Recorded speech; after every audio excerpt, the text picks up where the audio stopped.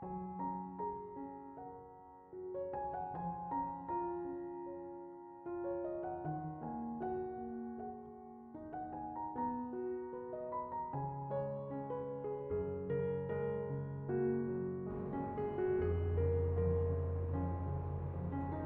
Ibu, saudara-saudari, adik-adik kaum muda yang terkasih, Shalom.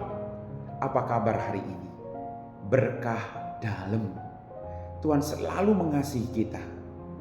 Kembali saya mengajak Anda semua untuk tetap setia dalam masa Prapaskah ini. Teruslah berbuat baik. Hari ini kembali kita akan mendengarkan firman Tuhan. Kita siapkan hati kita. Tuhan bersamamu dan bersama rohmu. Inilah Injil suci menurut Santo Yohanes, dimuliakanlah Tuhan.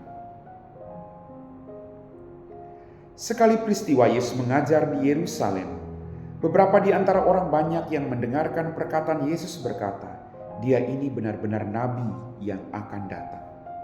Yang lain berkata, "Ia ini Mesias." Tetapi yang lain lagi berkata, "Bukan, Mesias tidak datang dari Galilea." Karena kitab suci mengatakan bahwa Mesias berasal dari keturunan Daud dan dari kampung Betlehem, tempat Daud dahulu tinggal. Maka timbullah pertentangan di antara orang banyak karena Yesus. Beberapa orang di antara mereka mau menangkap dia, tapi tidak ada seorang pun yang berani menyentuhnya. Maka ketika penjaga-penjaga yang ditugaskan imam-imam kepala dan orang-orang Farisi pergi kepada imam-imam kepala, orang-orang Farisi berkata kepada mereka, "Mengapa kamu tidak membawanya?"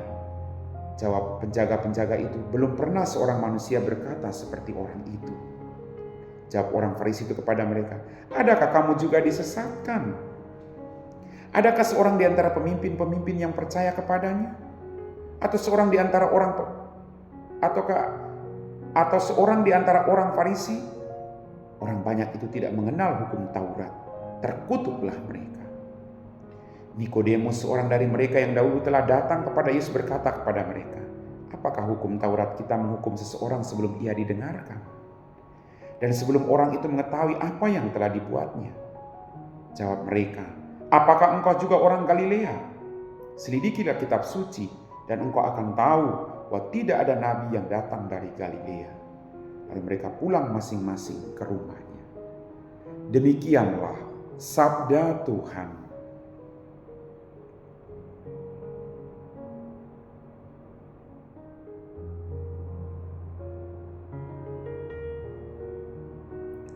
Bapak, Ibu, saudara-saudari, adik-adik kaum muda yang terkasih. Melalui bacaan Injil kita merenungkan bahwa Yesus kemanapun dia pergi, selalu dia mengajarkan dengan kuasa Bapanya sendiri. Dia berjuang untuk melakukan yang terbaik demi keselamatan semua orang. Karena untuk itulah dia datang. Tapi sayang, ada begitu banyak orang yang menolak Yesus. Dalam bacaan Injil pada hari ini, kita mendengar ada pertentangan di tengah umat. Ada yang mengatakan bahwa Yesus itu Mesias, ada pula yang mengatakan bahwa dia itu Kristus, dan ada pula yang menolak dia. Dari permenungan ini, dari bacaan ini, saya juga dapat merenungkan bahwa dalam kehidupan Anda ketika Anda berbuat baik, akan ada yang menolak Anda, akan ada yang menerima Anda. Padahal yang Anda lakukan itu adalah kebaikan. Jadi jangan pernah berpikir bahwa selama Anda berbuat kebaikan lalu orang semua akan menerima Anda. Tidak. Yesus mengalami penolakan sekalipun dia melakukan kebaikan atau melaksanakan perintah Allah dalam kehidupannya. Bapak, Ibu, saudara-saudaraku yang terkasih dalam Tuhan kita Yesus Kristus. Penjaga-penjaga yang ditugaskan untuk menangkap Yesus pun tidak berani menyentuhnya. Kenapa? Mereka terkagum-kagum akan apa yang ia katakan. Belum pernah seorang manusia pun yang bisa melakukan hal itu. Maka mereka terkagum-kagum. Mereka juga merasa disentuh, dijamah oleh perbuatan dan kata-kata Yesus sendiri dalam kehidupan mereka. Maka mari Bapak, kita buka hati kita untuk mendengarkan dia, semakin mengenal dia, dan semakin mengimani dia dalam kehidupan kita masing-masing. Amin.